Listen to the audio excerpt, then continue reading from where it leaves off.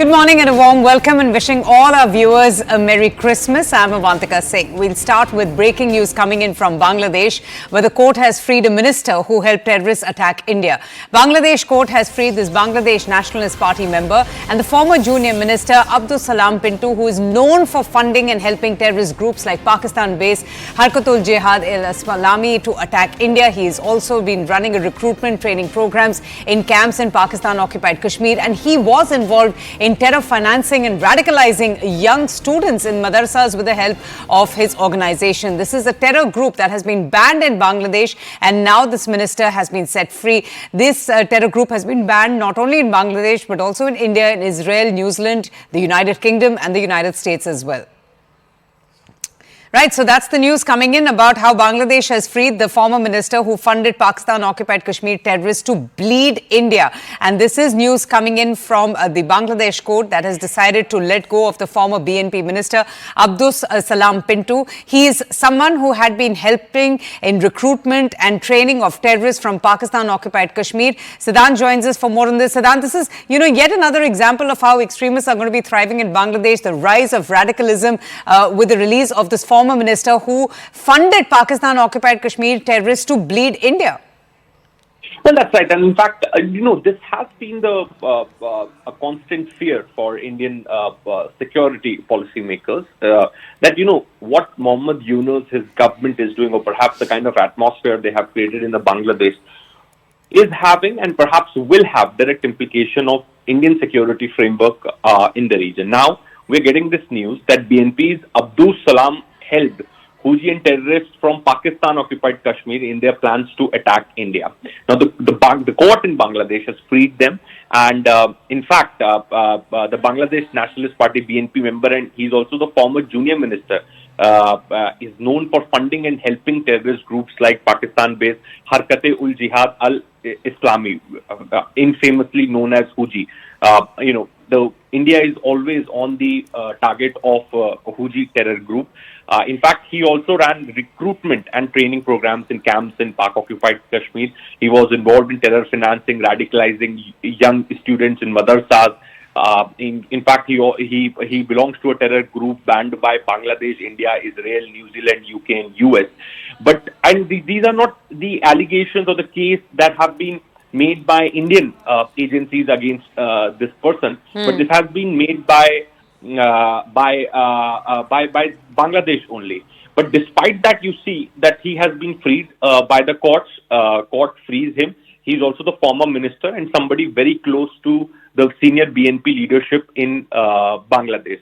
So following the 2001 loss of power by the Hasina-led Awami League, HuJI received support from BNP leaders in Bangladesh. Also includes Lutfuzzaman Babar and Abdus Salam Pintu. HuJI is a designated terrorist organization known to collaborate with groups like Lashkar-e-Taiba, Jaish-e-Mohammed, and it receives Siddhant, support from Pakistan. I'll just come to you. Just excuse me for interrupting you, but senior fellow ORF and also foreign affairs expert Sushant Sareen is joining us on the broadcast. Sushant, good morning. Thanks so much for speaking to us.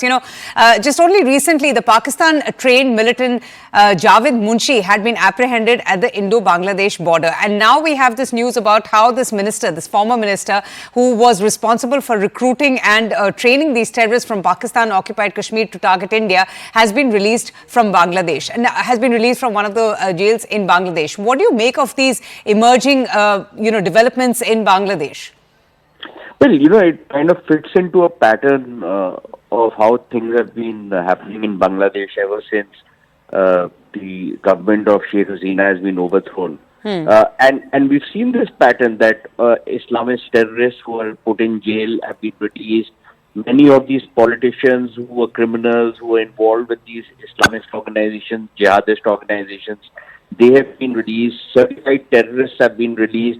It's almost as though under this so-called Nobel Peace Prize winner and this bunch of thugs who have formed the government in Bangladesh is now reviving that old model of anti-India hostility. All the actions and all the people responsible for those actions in the first decade of the 2000s or even in the 90s all of those guys are being released, and perhaps the networks are going to be re-established. We're seeing how they've reopened with Pakistan. We've seen, all the measures that were taken to ensure that no trouble would come from Pakistan into Bangladesh and then exported into India. All of that, all those measures have been removed. We've seen people in the government in Bangladesh now talk about, extending the Bangladeshi territory and encroaching on India and occupying Indian territory, annexing Indian territory. This is a guy who the so-called Nobel Peace Laureate has actually called a very, very close aide and lauded his contributions to the so-called revolution which has taken place. So Sushant, I wonder, in the midst of all these developments, and you're very right, there's this pattern that one can clearly see of this violent extremist propaganda that seems to be thriving with the fall of Sheikh Hasina.